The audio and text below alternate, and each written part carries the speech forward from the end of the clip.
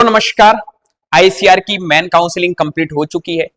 ऐसे बच्चे जिनको 4 राउंड में कोई भी कॉलेज नहीं मिली, ऐसे बच्चे जिनको कॉलेज मिल गई थी वो किसी कारणवश 10,000 रुपए नहीं भर पाए, ऐसे बच्चे जिन्होंने मेन काउंसलिंग भी नहीं करवाई, वो वेट कर रहे हैं आईसीआर 2026 के मॉप अप राउंड या फिर फाइनल राउंड काउंसलिंग का।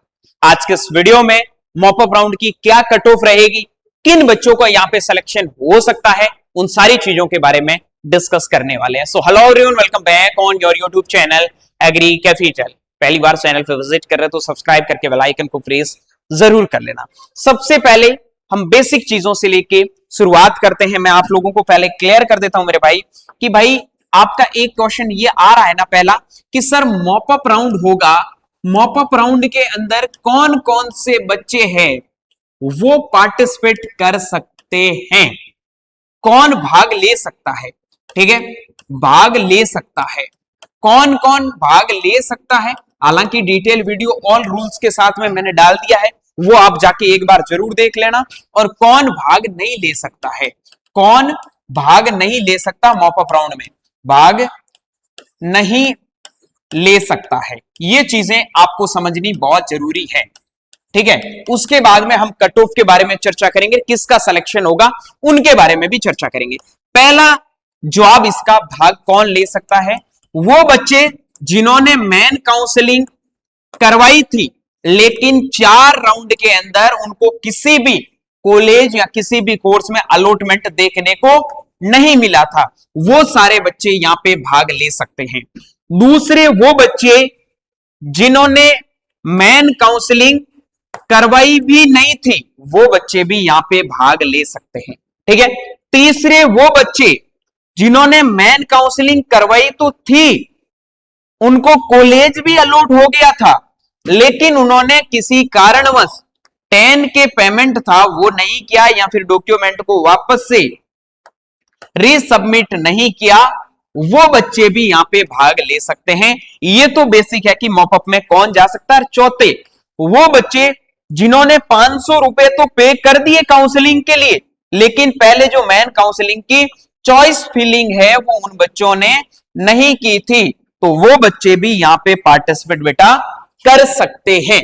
आई बात समझ में? तो ये तो वो चीजें हो गई जो आपको एकदम क्लियर कर देगी कि हाँ ये बच्चे तो मेन मतलब मॉप अप राउंड की जो काउंसलिंग है वो करवाने वाले हैं। अब काफी बच्चों के क्वेश्चन है कि हम मॉप अप करवा सकते हैं या नहीं करवा सकते हैं, कौन भाग नहीं ले सकता है। पहला वो बच्चे जिनको सीट मिल गई थी, उन्होंने सीट को विड्रॉ किया है, वैसे बच्चों को आईसीआर पास में भी नहीं आने देगा। तुमने हमसे पैसे वापस लिए, क्या हम तुम्हें वापस मौका देंगे? बिल्कुल नहीं। तो आप यहां पे भाग नहीं ले सकते। कट ऑफ के बारे में अभी बात करता हूं। दूसरा, ऐसे बच्चे जिन्होंने 10 के पे कर दिया था उसके बाद में उन्होंने किसी भी यूनिवर्सिटी के द्वारा उनको रिजेक्ट कर दिया था, वो भी बच्चे यहां पे भाग नहीं ले सकते। तीसरा, ऐसे बच्चे जो सोच रहे हैं सर हम एडमिशन विड्रॉ ना करें, हम उस कॉलेज में ना जाए, तो क्या हम वापस भाग ले सकते? बिल्कुल आप भाग नहीं ले सकते। ठीक है, ये चीज ध्यान रखना। और चौथा, ऐसे बच्चे जिन्होंने आईसीआर का रजिस्ट्रेशन भी नहीं करवाया, उन बच्चों का रैंक कार्ड भी नहीं आया है और वो भी मॉपअप में जाने की सोच रहे हैं, तो न्यू रजिस्ट्रेशन का कोई ऑप्शन नहीं है, तो आप यहां पे पार्टिसिपेट नहीं कर सकते। ये चीज ध्यान रखना। ठीक है, अब हम बात कर लेते हैं आगे कि सर कितनी सीट खाली रहेगी।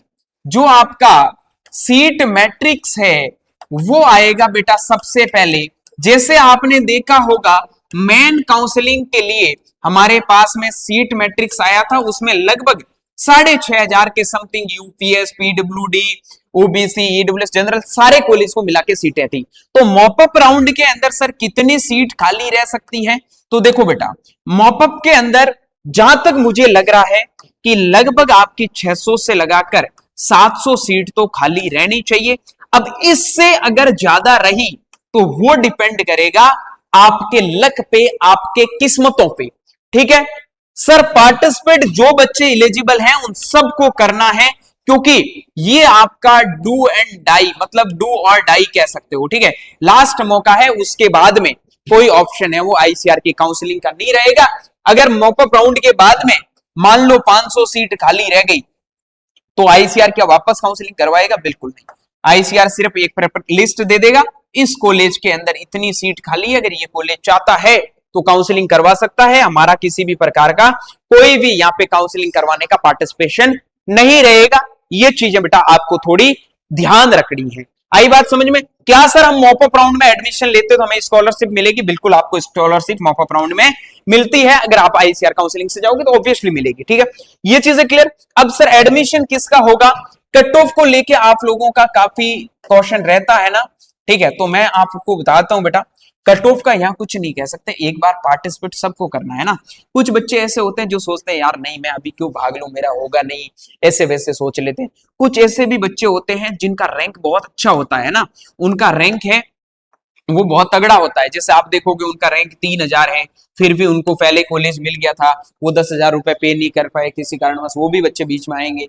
चॉइस प्रेफरेंस अच्छा नहीं भरा, उनका 5-5 हजार रैंक था, उनको भी कॉलेज नहीं मिला। अब आपको टेंशन लेने की जरूरत नहीं है, ये आपके लिए क्या होने वाला है, लास्ट चांस है। जितना भी जो आपका रैंक है आप काउंसलिंग में पार्टिसिपेट करो, बेस्ट चॉइस बनाओ, और बेस्ट चॉइस के लिए आप इन नंबर पे बेटा व्हाट्सएप मैसेज कर देना। पूरी चॉइस प्रेफरेंस है वो एग्री कैपिटल की टीम आपको तैयार करके देगी, और आपके जो भी डाउट्स होंगे मॉपअप राउंड काउंसलिंग से रिगार्डिंग वो सब क्लियर करके देंगे। 9214005895 इन नंबर पे आप व्हाट्सएप मैसेज करके हमारे काउंसलिंग प्रोग्राम के साथ में एनरोल कर लो। बाकी जो भी आपकी दिक्कत प्रॉब्लम क्वेरी होगी अपकमिंग वीडियोस के अंदर क्लियर कर दी जाएगी। ठीक है, बाकी मिलता हूं जल्दी एक नई वीडियो और नए अपडेट के साथ में। तब तक के लिए स्वस्थ रहे, मस्त रहे, दिखते रहे एग्री कैपिटल का यूट्यूब चैनल माही चौधरी के साथ। Thank you very much.